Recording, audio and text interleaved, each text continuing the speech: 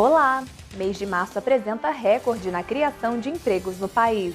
Política. Câmara dos Deputados aprova projeto de lei que facilita a aposentadoria de pessoas com deficiência. E você vê na reportagem uma exposição que reúne vários artistas para falar sobre preservação ambiental. O Notícias Suprem começa agora!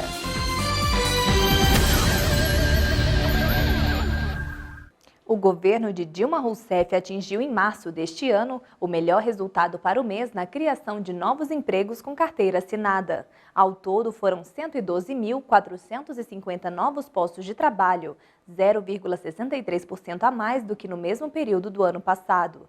Segundo o Ministério do Trabalho e Emprego, a geração dessas vagas ocorreu em 6 dos 8 setores pesquisados e foi mais intensa na área de serviços. A Câmara dos Deputados aprovou na última quarta-feira, por 361 votos a favor e uma abstenção, o projeto de lei que reduz o tempo de contribuição e a idade para pessoas com deficiência se aposentarem. Pela proposta, que agora segue para a sanção presidencial, o tempo de contribuição poderá diminuir em até 10 anos, sendo diferenciado de acordo com a gravidade da deficiência.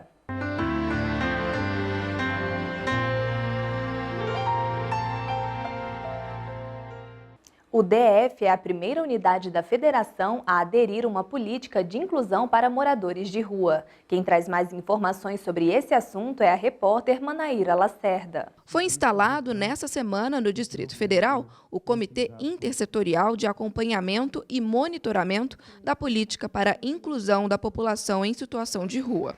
A cerimônia de adesão aconteceu no Salão Nobre do Palácio do Buriti, em Brasília.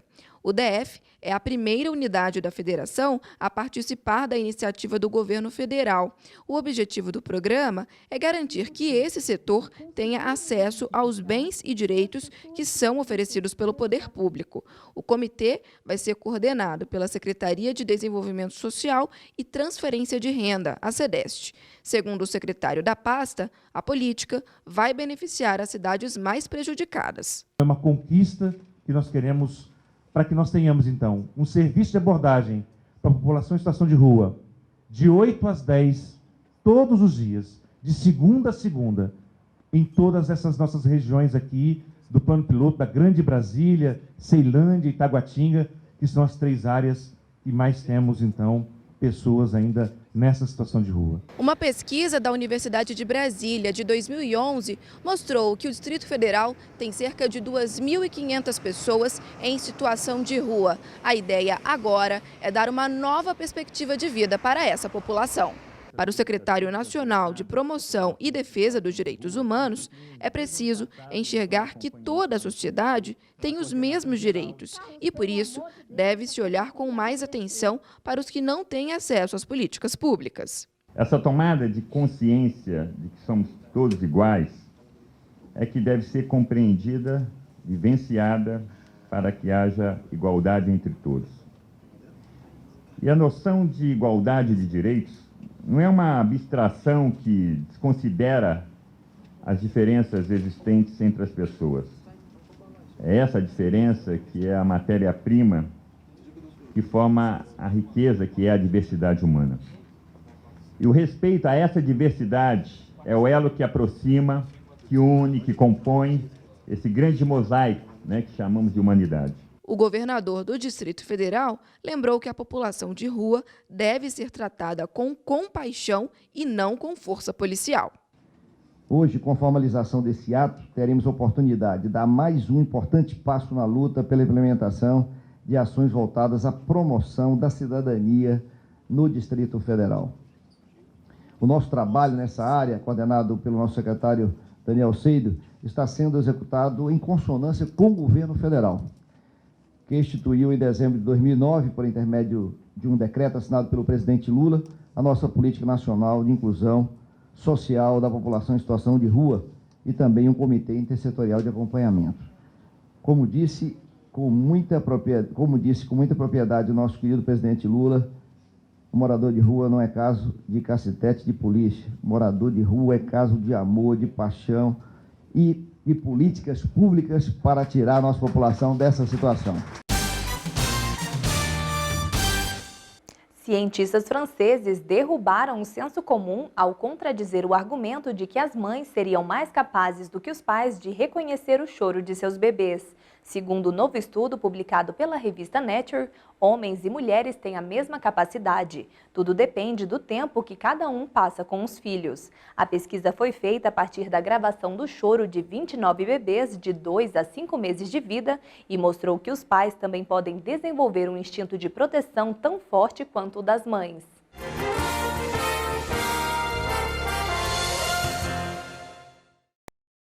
Olha só essa invenção. Foi criado na França um garfo eletrônico que vibra quando se come muito rápido. Ele custa cerca de $90 e funciona como um alerta para aqueles que tenham obesidade ou problemas digestivos. O objeto tem luzes de LED e um software que permite que os usuários monitorem a forma de comer. A cada vez que treme, ele avisa para que a pessoa coma mais devagar, para assim evitar danos à saúde.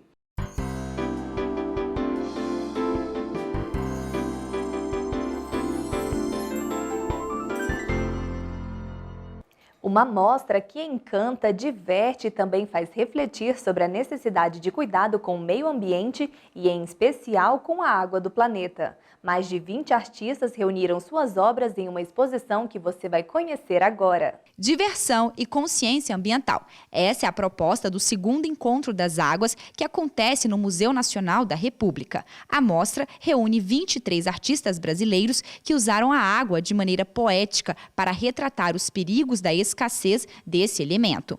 Um dos artistas participantes explica que a exposição quer fazer com que o público reflita sobre a necessidade de preservar os bens naturais do planeta. Lembrar, a importância que a água tem na vida de todos os cidadãos e de que é um bem que está se tornando escasso em vários países do mundo. Se a gente olhar o mapa mundi atualmente, como é que está a situação das áreas verdes no mundo, são poucos continentes que ainda tem floresta, que ainda tem essa abundância de água que é presente no Brasil. Todos os artistas criaram suas obras de maneira livre e, com criatividade, foram usadas águas de vários rios e fontes diferentes. A ideia inicial era trabalhar com água de nascentes, de pessoas que têm acesso ainda a lugares assim, de água mais pura. Mas como isso está raro em grandes cidades e metrópoles, tem artistas que vieram de São Paulo e vieram de cidades maiores que usaram água do rio Tietê, de córregos do Ipiranga, por exemplo. E então mostra um pouco como está a situação das águas degradadas nas grandes cidades, O Encontro das Águas, eu achei as águas de São Paulo muito poluídas. Eu vi a água da Índia, está muito limpa. Eu teria coragem de entrar na água da Índia, mas da de São Paulo não daria não, muito risco. Aqui está muito poluído, dos outros países isso se encontra mais nítida, mais límpida. Que a água serve para beber e é sinônimo de vida, todos nós sabemos. Na exposição, ela foi usada como arte. A proposta foi diferente, mas os visitantes que passaram por aqui gostaram do que viram. Acredito que a arte tem essa liberdade de você utilizar aquilo que você achar interessante e juntar as ideias, enfim, como ele fez na questão de usando a água, usando a água de diversos lugares para nos trazer essa ideia. Fugindo das obras convencionais, o artista explica que a mostra tem um caráter mais experimental. Isso é uma proposta de um trabalho assim mais vivencial, dos artistas se expressarem a partir dos materiais que eles têm no seu dia a dia. Então as obras, de modo geral, por incluírem a água, a proposta original é que se trabalhasse com água, é um trabalho de caráter mais experimental, que é uma tendência da arte contemporânea. A exposição vai até o dia 28 de abril, de terça a domingo, das 9 da manhã até às 6 da tarde. A entrada é gratuita e tem classificação indicativa livre.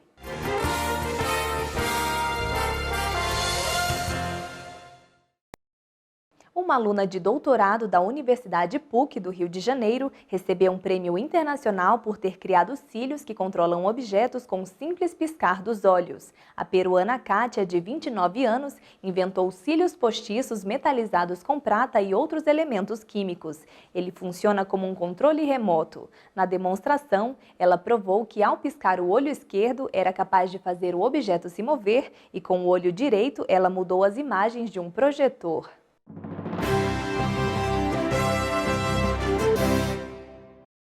A sergipana Alice Vitória Silva, de 10 anos, é considerada uma menina prodígio. Ela começou a ler aos 3 anos de idade e aos 5 escreveu O Monstro de Chocolate, primeiro livro infantil do Brasil a ser publicado simultaneamente em português, inglês, francês e espanhol. A obra está sendo exposta durante esta semana em uma feira literária de Londres e foi lançada em 2010 em São Paulo com direito à presença dos escritores Maurício de Souza e Ziraldo.